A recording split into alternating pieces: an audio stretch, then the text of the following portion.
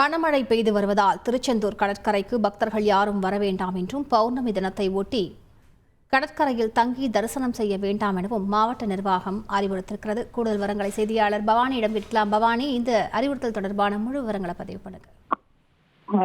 நிச்சயமாக, அதாவது ஒவ்வொரு மாதமும் திருச்செந்தூர் சுப்பிரமணிய சுவாமி திருக்கோயிலுக்கு பௌர்ணமி தினத்தை முன்னிட்டு பல்வேறு மாவட்டங்களில் இருந்து ஏராளமான பக்தர்கள் வருகை தந்து வழிபாடு செய்து பௌர்ணமி தினத்தை விரதம் இருந்து மேற்கொண்டு வருவர். இந்த நிலையில் நேற்று இரவு முதலே திருச்செந்தூரில் பலத்த கனமழை பெய்து வருவதால் திருச்செந்தூர் சுப்பிரமணிய சுவாமி திருக்கோயிலுக்கு இன்று பௌர்ணமி தினத்தை முன்னிட்டு கடற்கரையில் தங்கியிருந்து வழிபாடு செய்வதற்காக தவிர்க்க வேண்டும் என்று தூத்துக்குடி மாவட்ட காவல் கண்காணிப்பு அறையிலிருந்து தற்போது தகவலானது வெளியாகி இருக்கின்றது. அதாவது திருச்செந்தூர் அருள்மிகு சுப்பிரமணிய சுவாமி திருக்கோயில் மாதந்தோறும் பௌர்ணமி தினத்தை முன்னிட்டு லட்சக்கணக்கான பக்தர்கள் திருச்செந்தூர் கடற்கரையில் தங்கி தரிசனம் செய்து வருகின்றனர். இந்த நிலையில் திருச்செந்தூர் சுற்றுவட்டார பகுதிகளில் நேற்று இரவு முதல் தற்பொழுது வரை 60 மில்லிமீட்டர் மழையானது தற்போது பதிவாகி இருக்கிறது.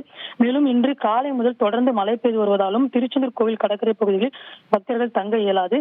எனவே இன்று திருச்செந்தூர் சுப்பிரமணிய சுவாமி திருக்கோயிலில் இன்று பௌர்ணமி தினத்தை முன்னிட்டு கோவிலுக்கு வரும் பக்தர்கள் கடற்கரையில் தங்குவதை தவிர்க்க வேண்டும் என்று தூத்துக்குடி மாவட்ட காவல்துறை சார்பாக அறிவிக்கப்பட்டிருக்கிறது. ஆனாலும் தற்போது வரை திருச்செந்தூர் சுப்பிரமணிய சுவாமி திருக்கோயிலுக்கு பக்தர்கள் வருகையானது அதிகரித்து வருவதை நம்மால் பார்க்க முடிகின்றது.